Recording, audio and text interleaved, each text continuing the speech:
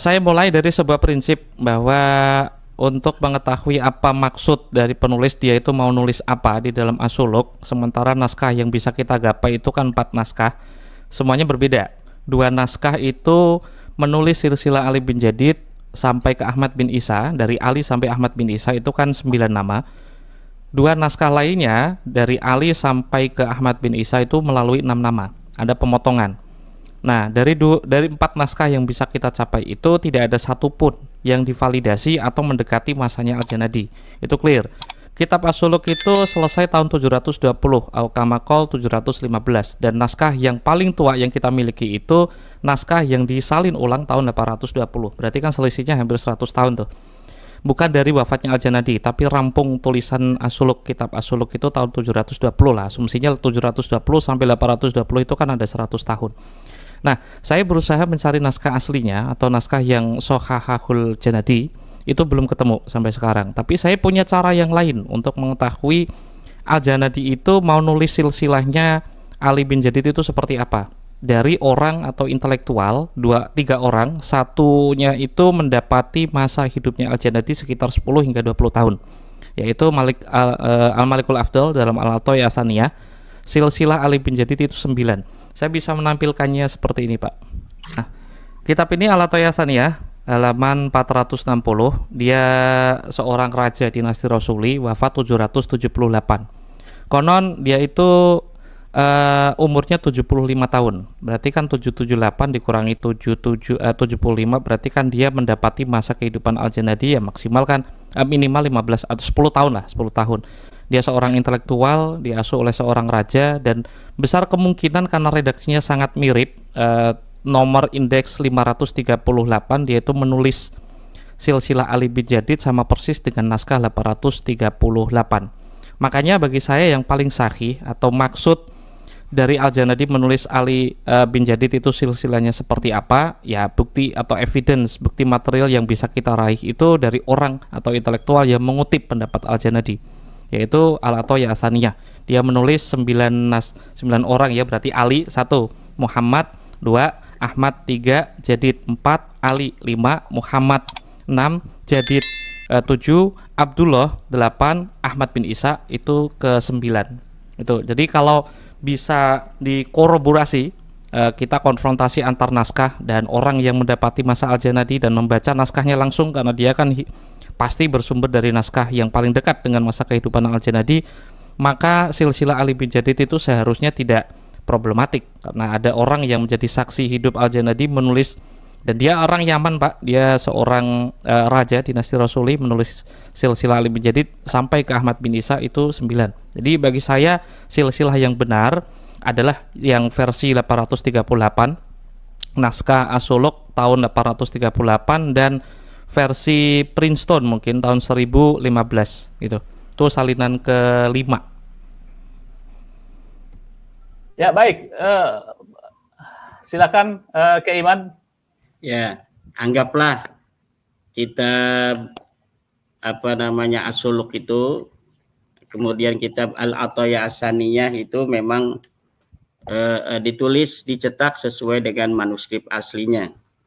Tetap saja ini nasab daripada Ba'lawi ini yang kemudian mencangkok ya kepada Syarif Abul Jadid, itu nyambung kepada Abdullah ini yang dimaksud misalnya oleh Al-Athaiyah Asaniyah. Karena apa? Karena tidak ada satu kitab pun yang menyatakan Syarif Abul Jadid ini punya adik namanya Alwi dan Basri. Itu sama sekali tidak ada kitab yang menyertai di abad ke-8 itu yang menyatakan demikian atau sebelumnya.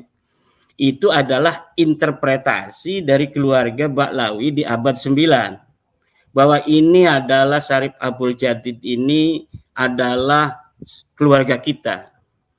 Padahal itu Syarif Abul Jadid keluarga tersendiri. Dia keluarga tersendiri, seorang ulama, muhaddisin, ditulis silsilahnya oleh As-Suluk, kemudian kitab-kitab lainnya itu mencangkok kepada As-Suluk.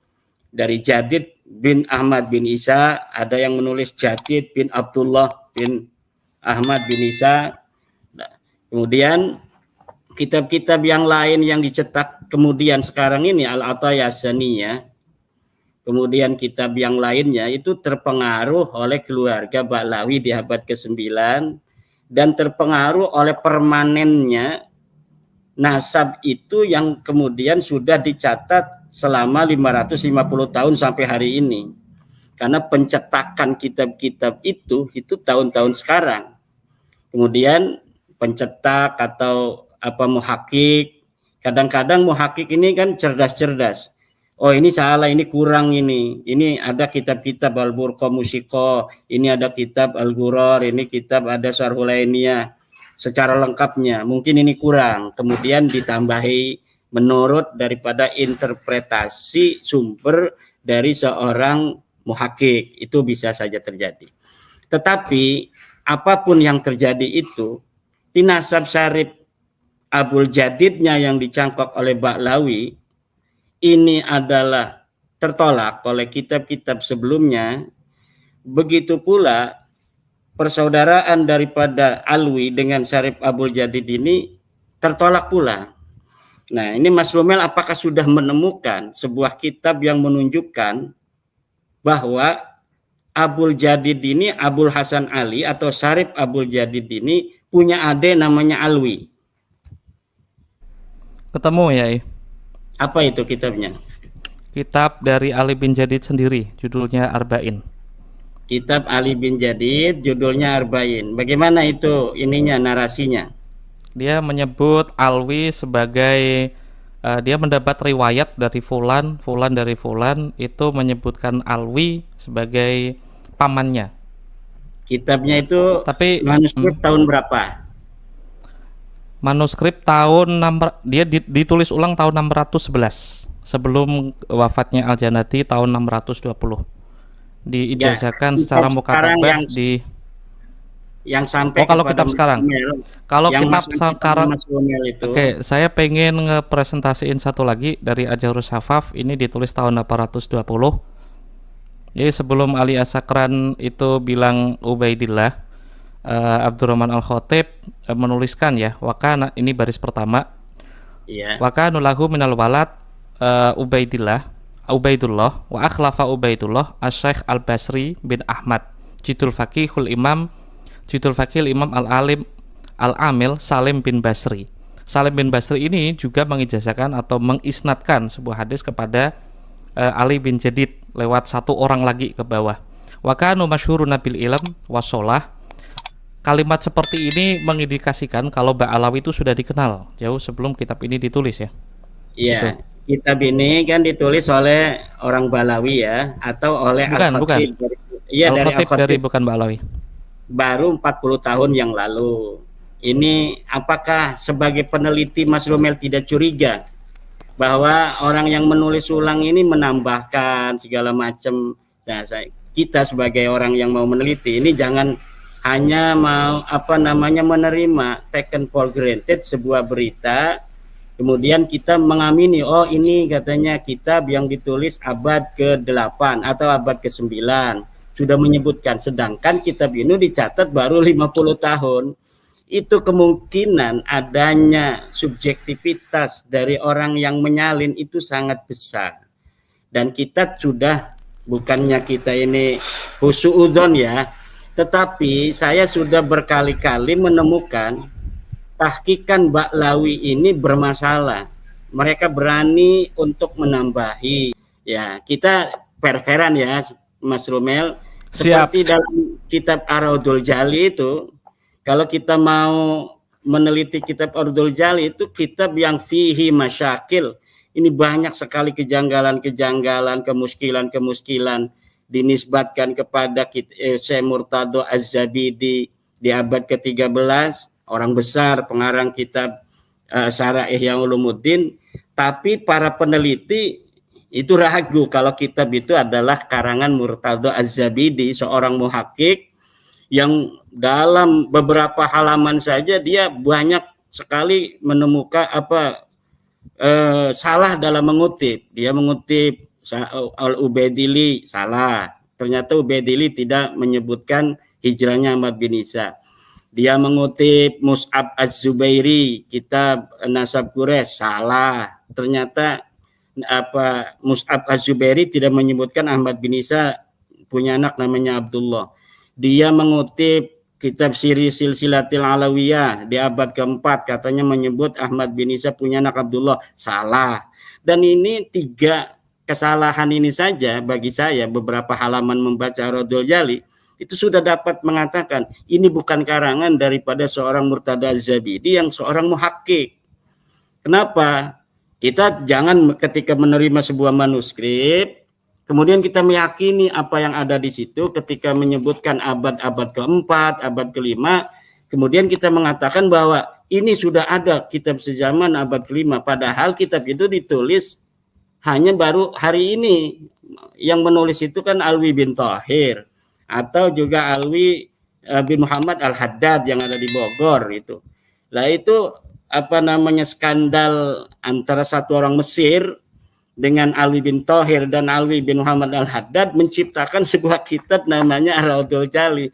Dan ini seorang peneliti sejarawan seperti Mas Rumel ini tidak mencurigai itu gitu. Kemudian menjadikan, tapi alhamdulillah hari ini semenjak jam 7:30 sampai sekarang ini belum menyebut nama Raudhul Jali ya. Padahal saya akan mengejar di situ kalau sampai menyebutkan, tapi udah itu ya mungkin udah wali ini Mas Rumel ini. Ya, wali ya. Kemudian kitab Abnul Imam, Mas Rumel juga alhamdulillah tidak menyebutkan itu, tetapi masih menyebutkan Al-Jarus Sapab beberapa kali dengan menampilkan manuskrip yang juga di situ ada masalah ya. Manuskrip yang pengarangnya saja ini tidak dikenal orang gitu. Mas Romel sudah ada temuan baru tentang sosok seorang Al-Khatib. Saya sudah menulis bahwa sama sekali nama Al-Khatib ini yang dikatakan wafat 855 itu sama sekali tidak dikenal oleh para ulama-ulama. Kenapa kok bisa ada manuskripnya begitu? Kemudian ada kitab Al-Jarus Sapab itu yang ditulis oleh seorang yang namanya mirip Abdurrahman, itu yang wafatnya 700-an. Nah, dan di kitabnya itu saya yakin tidak sama dengan kitab yang ada sekarang ini. Pasti nanti Mas Rumel mengatakan Bahmah Roma mengutip. Begini Mas Rumel, Bahmah Roma itu memang kitabnya ada Bahmah Roma. Tapi skandal, orang berskandal itu cerdas. Kita bikin kitabnya sekarang, kemudian mengatasnamakan Bahmah Roma, kemudian mengutip Al-Jarus Sapab, seakan-akan rangkaian-rangkaian ini begitu hebat gitu. Tapi bagi seorang peneliti itu akan bisa mencurigai, apalagi ditahqiq oleh seorang Ba'lawi. Yang penahqiq ini saya sudah yakin seorang yang bernama Muhammad bin Abdullah Al-Habsyi atau Abdullah bin Muhammad Al-Habsyi itu seorang la yusaku bi ilmih wala bi tahqiqih.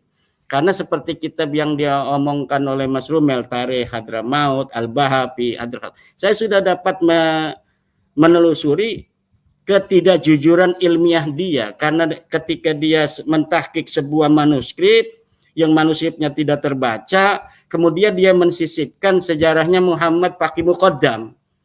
Nah, ini kata saya ini orang tidak bisa dipercaya secara ilmiah, karena dia memang di dalam footnote-nya mengatakan kitabnya ini hancur, tidak bisa dibaca. Tetapi kenapa di atasnya itu disebutkan, walaupun dia pakai tanda kutip, seharusnya dia biarkan kosong sebuah manuskrip, kejujuran ilmiah seorang peneliti, itu ketika dia mau mentahqiq sebuah kitab, mau mencetaknya, dia biarkan kosong itu, dia mungkin di footnote-nya dia omong, menurut saya kemungkinan besar itu bicara tentang faqih muqaddam, sehingga nanti orang tidak akan mengutip bahwa seakan-akan itu tulisan dari Ibnu Hisan yang telah menyebut faqih muqaddam, padahal faqih muqaddam ini namanya tidak dulu disebutkan oleh siapapun kan.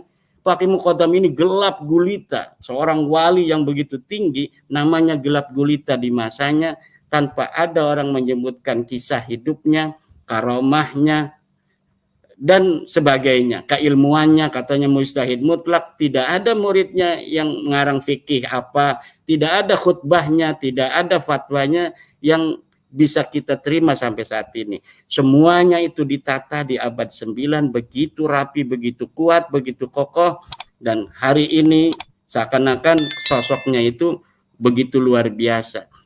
Dan ini kita, Mas Rumel, ini bukan kita namanya itu mengungkap-ungkap kesalahan ya, tetapi kita ingin bagaimana kita melihat sebuah sejarah yang hari ini terbentuk begitu kokoh tetapi rapuh. Seperti Mas Rumel kan rajin tuh.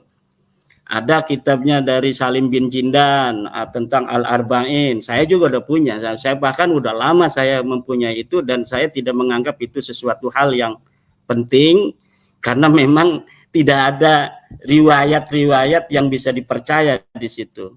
Nah, dia itu sudah dijadikan tesis oleh seorang yang dari Balawi juga. Tetapi itu kemudian diungkapkan oleh Mas Rumel sanad-sanad itu yang menyebut nama Abdullah, meriwayatkan hadis dan sebagainya itu. Saya kira Mas Rumel tidak akan menggunakan itu lagi, tapi Mas Rumel masih menggunakan, ya, bahkan itu sekarang disebut bahwa itu karangan Al-Jadid. Siapapun hari ini bisa menuliskan sebuah kitab dengan karangan siapapun, ya, bisa itu Mas Rumel. Misalnya saya nulis kitab Imam Ghazali misalnya, tapi karangannya saya. Kemudian setelah 50 tahun lagi ini akan dianggap benar oleh orang bahwa itu karangan dari Imam Al-Ghazali. Saya masukkan aja di situ siapa orang yang mengancam atau menjelekkan orang Banten, maka dia tidak akan barokah anak turunannya seumur hidup. Itu orang pada takut semua nanti sama orang Banten tuh. Ketika kita menyebutkan kita nulis kitab bohongan, kita kasih aja angka tahun 500 Hijriah, kita kasih namanya Imam Al-Ghazali. Dan saya kira Mas Rumel, Ba'lawi ini patut dicurigai dalam dia menyusun nasabnya itu seperti itu. Dan itu bisa dibuktikan oleh tes DNA yang melenceng kemana-mana, itu kan. Ini Mas Rumel jangan marah ini. Jangan. Ya, oke.